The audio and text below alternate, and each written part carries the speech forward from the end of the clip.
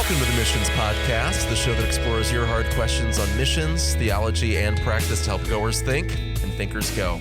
I'm Alex Kochman, Director of Advancement and Communications with ABWE, joined by my co-host Scott Dunford, pastor of Redeemer Church in Fremont, California, here for another episode. This one is timely. It is time sensitive. We're not a news show. We're not a current events driven show, but every once in a while we do talk about events that are current. And Scott, as we sit here today, me on the East Coast and you on the West, we are seeing headlines about increasing tensions between Russia and Ukraine. Of course, that's not new, but what's new is potentially the U.S. getting involved. And of course, every time we talk about geopolitical things happening in the world, it's hard not to think about that through a Great Commission lens.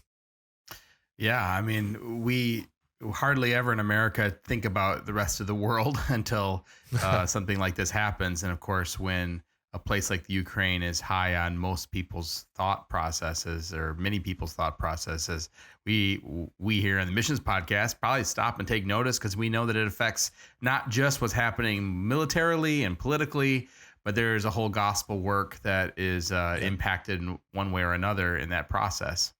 So I'm glad we get a chance to kind of stop and pause and discuss that. And we've got a special guest joining us who is there on the ground. Do you want to introduce him, Alex? Yes, we would rather hear from those that are on the ground than speculate ourselves. And we want to know exactly what's happening and how we can pray for the church that's there. And so Caleb Suko is a worker in Ukraine. He's also a pastor and a Bible teacher and ministers among Ukrainians and is reaching people with the gospel. Caleb, good to have you back on the show. It's been a while since we last spoke. Last time I think we had you on was probably 2-3 years ago about your book on the missionary call. Yes, I think it was. Yeah, I'm really glad to be back on, although not super happy about what's going on in Ukraine and the reason it seems like. But that being said, it seems like every time, there's something tragic going on or a war or something like that, all of a sudden, if that's happening around where you're serving, it becomes in the spotlight, and God does use that in a certain way too. So, Ukraine is a very interesting place, even just geopolitically and historically. Just doing a little bit of digging and just realizing, it's got a long history with the initial Rus settlements there in Kiev, and then how the Emperor Vladimir kind of established his capital there, is baptized and leads this whole people into what becomes Russian Orthodoxy, and then, of course, all the myriad of changes through Catherine the Great and on into World War I and World War II and the fall of the Soviet Union and all of those kind of things. Fascinating history, unique and interesting ties to Russia. So, we see these two countries have been linked for centuries. What is the historical connection as it pertains to what's going on right now? Yeah, well, like you said, this goes back centuries. And so I think sometimes it's a little hard for us to wrap our brain around some of those things. And on one hand, it does go back centuries. On the other hand, there's really nothing new. Sometimes these things are just whatever politically motivated issue there is of the day. But as we talk about the relationship between Ukraine and Russia, certainly that has gone back for centuries. And in fact, the Rus people came from Kiev. And so that kind of plays into some of what's going on, because sometimes Russia will claim that, well, historically Ukraine was Russian. But then, of course, there's the counterclaim that, no, we were separate people. And so obviously they go back and forth on some of those things. And, just to understand, there are a lot of people most of the people I know who've lived and worked in Ukraine learned Russian in order to work there. I know that's changed a lot more recently, but are there a lot of Russian people and Russian speakers still in Ukraine? Certainly there are still a lot of Russian speakers. And that was, when we came to Ukraine in 2007, that was one question I had as well. And I know we came on a survey trip in 2006, and we were in Kiev, we were in Kharkov, and a couple other places. And what I found at that time was, especially in Kharkov, which is eastern Ukraine, closer to the border of Russia, mainly Russian-speaking, 95% Russian-speaking, if not more.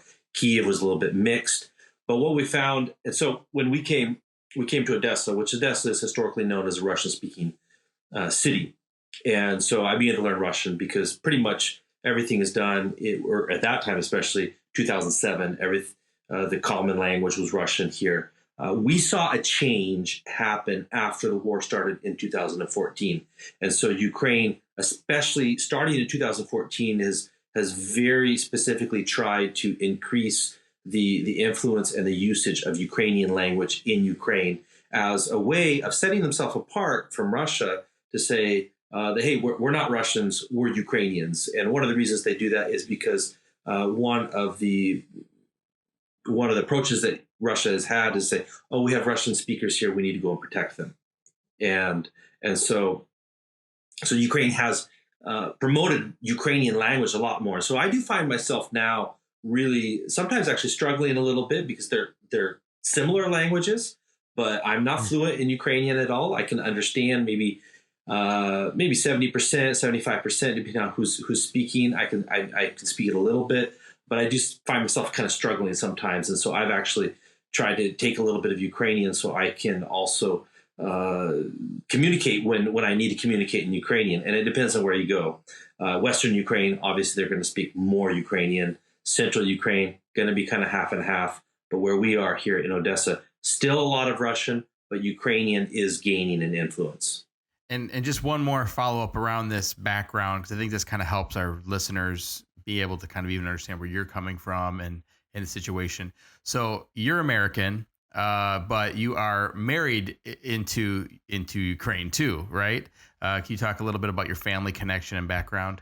Right. Yeah. So my first trip to Ukraine was actually way back in 1994. And that was actually with ABWE to help set up a training center here in Odessa. We were just working physically to build the facility. And then when I decided to go to Bible college, still after high school, I decided to go to Bible college. And there I met my future wife to be, Christina, who had come from Ukraine, ironically, well, in God's sovereignty, right? And so we met in fall of 1996, and in spring of 1997, we got married. And so she's Ukrainian, and her family, all of her family live here in Ukraine. In fact, her parents are just about a 10-minute walk from us here. So it's really great for us as global workers here to have family. I know it's a very unusual thing, but for my kids to have grandparents here, to have an uncle here, has been a real big blessing for us.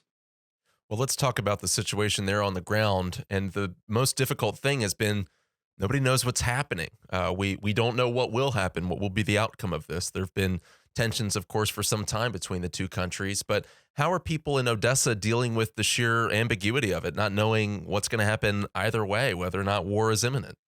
Well, I think if you talk to the average Ukrainian, you will find that they're not too stressed out about it at this point. Certainly, it is on their radar, but it is not something that they're panicking about. I think I saw a survey recently right here in Odessa. One of the big news channels did a survey. Do you think Russia will invade or not? And something like 25-30% of Odessa said, yeah, maybe. And about 70% said, no, I don't think they will invade. And for me, like, I lived here during 2014, during much of the time when they took Crimea, and then when later they came into eastern Ukraine. And so there was a lot of ongoing fighting at that time. During that time, 2014 and 2015, I would say that the anxiety level of your average Ukrainian was much higher than it is right now. And so some of that, I think, of what maybe people perceive that are not here is just because of a lot of what they see on the news. If you look at regular daily life here in Ukraine, what has changed in the last month or two? Nothing, absolutely nothing has changed. So, and if you compare that 2014 and 15, a lot changed, because like 2014, winter 2014 and 15, we had regular power outages because of the war. We had military checkpoints going in and out of the city.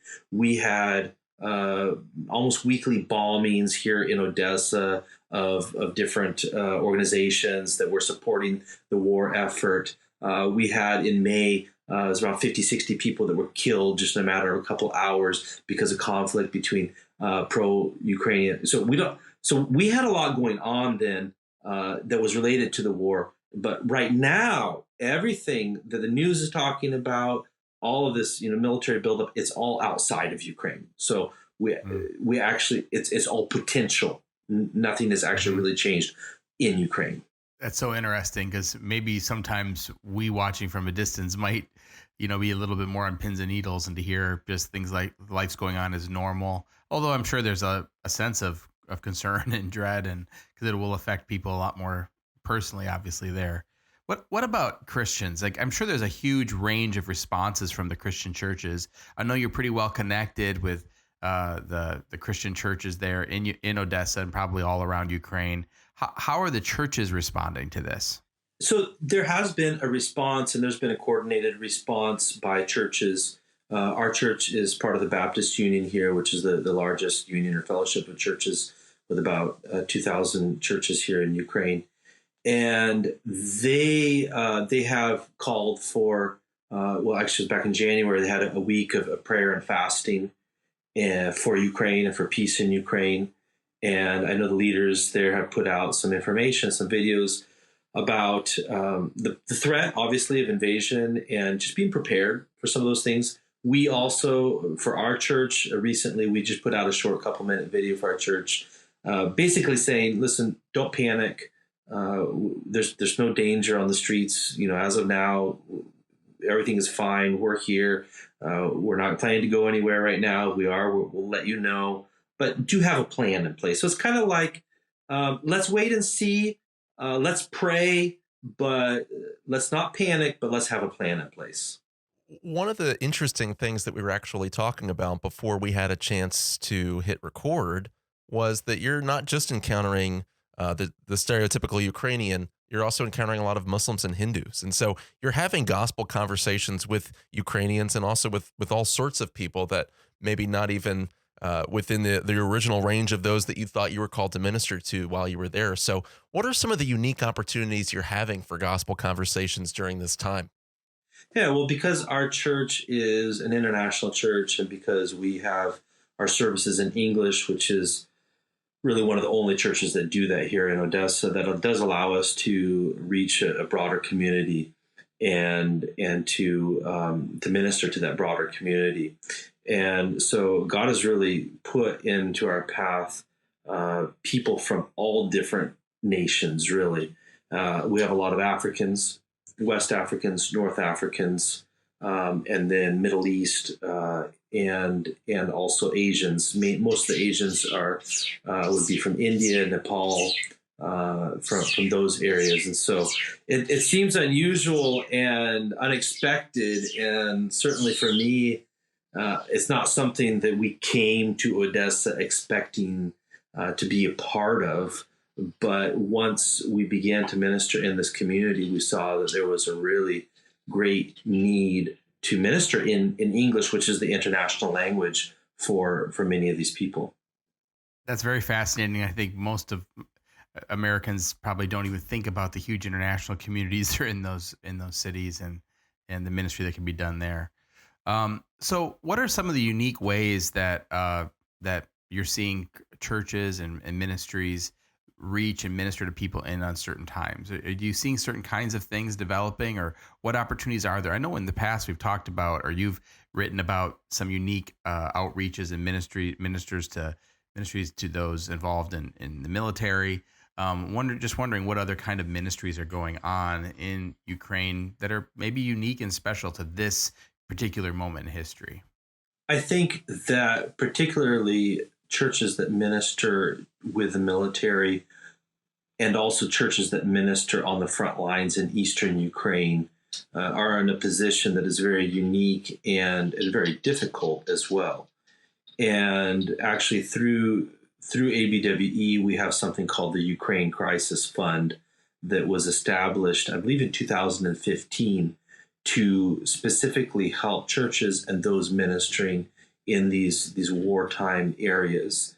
And what a lot of people don't realize is that although this has sort of come up again new in the media, that in eastern Ukraine, people have been dealing with a war since 2014, and it's never really stopped. And still weekly, we have soldiers that die. There's shooting across those front lines, and there's churches in those areas as well. And so that's a unique opportunity, but also a difficulty, because where there's war, there's usually no. It's hard to find any work unless you're a soldier, and that's what I hear so much from these people who are from Donetsk, Lugansk, who are from the front lines of the war, who are churches that are in what we call the gray zone, which is sort of like almost like no man's land, where they're within half a mile of a shooting, where each night they can hear actually the mortars exploding or the gunfire during the day. And for those churches in those areas, there's still people that are living there, but oftentimes the economy is ruined by the war, and so it makes it a really difficult time for them, just economically speaking.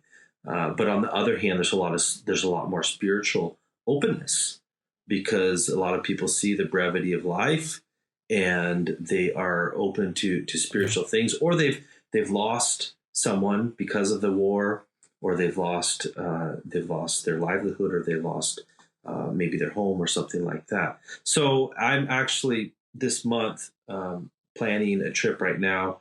The 18th and 19th and 20th of February, I will be in eastern Ukraine ministering with the churches there. We have a network of about 15 churches that minister on the front line there. And so I try to get out there at least once a year. We gather them together, as many as we can get together.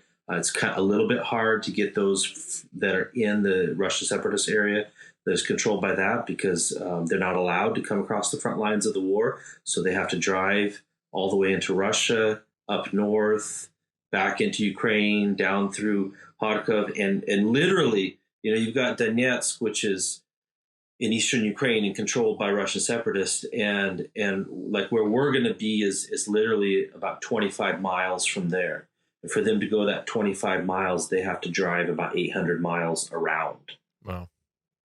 Just because of the fighting, and of course all those front lines are mined, so you can't just easily go across those front lines. Yeah.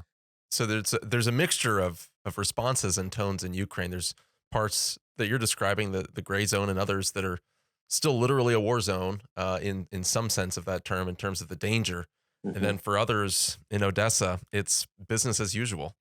Mm-hmm. So for you and your family, how are you processing this, and specifically what passages of scripture, because this is the show where we want to combine mission and practice and theology. What passages of scripture do you cling to?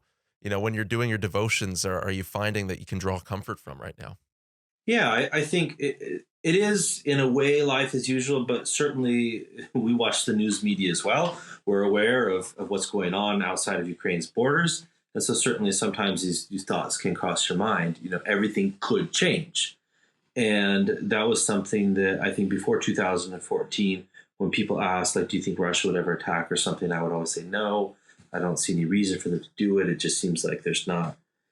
They're brother nations, and then everything changed. And so certainly that does drive us to the scriptures. And one of the things that I'm doing right now is, as all of this has really been coming up in the news really a lot last month in January, we want to address that in our church. So in fact, just today I was finishing writing my sermon on Psalm 31. And Psalm 31 has this amazing statement in it from David in Psalm 31, verse 13, where he says, everyone is saying terror on every side. And I'm just like, oh man, this is describing our situation here. Like, this, David experienced this. He knew this. And yet at the same time, even in that psalm, you kind of catch this idea that that's what everybody's saying, but it might not actually be exactly that way in real life.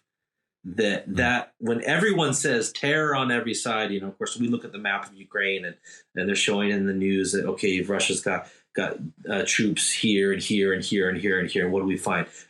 Ukraine is surrounded on three sides by Russian troops. We have what's it called in English? Transnistria, which is literally 25 miles from us. And there's Russian troops there. A lot of people don't know about that. And we could look at that. We're surrounded, at least on three sides, right? But he says, but I will trust in the Lord.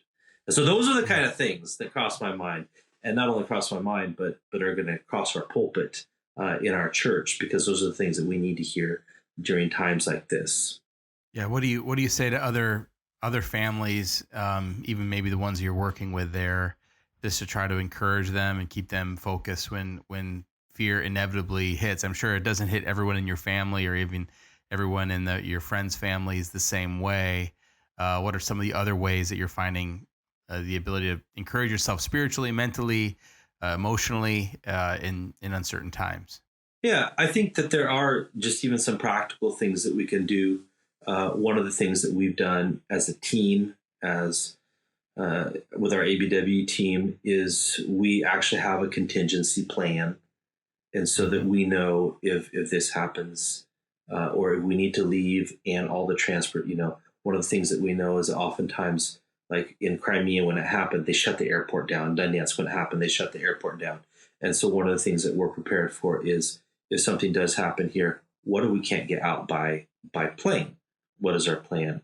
And just that's like a real practical thing. It doesn't seem very spiritual, but I do think it's biblical to be wise and to have a plan and to think ahead and to think of a couple of different options. And then having that plan also gives you a little bit of a peace of mind. Although that even the best plan obviously is not total security. We only find that in God Himself. So one of the things I do tell people is, hey, listen, have a plan.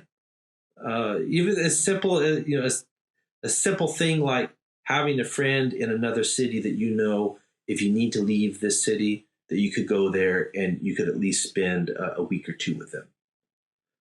Or keeping in contact, like we work with a lot of foreigners, a lot of internationals here, and so we tell. A lot of them are young. A lot of people we work with, late teens, early 20s, and we tell them, listen, keep your parents informed. Let them know where you are. Yeah. If you're going to travel out of town, let them know that you're going to travel out of town, and just kind of keep them updated, because we know that a lot of those parents are worried as well. And so communication is also an important thing in a time like this. And from our side too, one of the things I did recently was called up the pastor of our sending church to say, listen, we're okay. We're here. This is what our plan is. If anything happens, just to give that little, a surety to them too, so that they're in connection with us. So communication, I think, is also an important thing. And then beyond that, of course, turning to the scriptures and trusting that our God is greater than any of the political powers that are at play right now. Well, Caleb, we appreciate you sharing your firsthand perspective, and I think what you share from Psalm 31 there is vital. I also think of Psalm 46, and we know that the final verse of that psalm, the final two verses, be still and know that I am God. I'll be exalted in the earth. I'll be exalted among the nations. That's the kind of verse that we traditionally put on a coffee cup or we embroider on a pillow. And yet the verses prior to that are instructive for us. Come, behold the works of the Lord, how He has brought desolations on the earth. He makes wars cease to the end of the earth. He breaks the bow and shatters the spear. He burns the chariots with fire.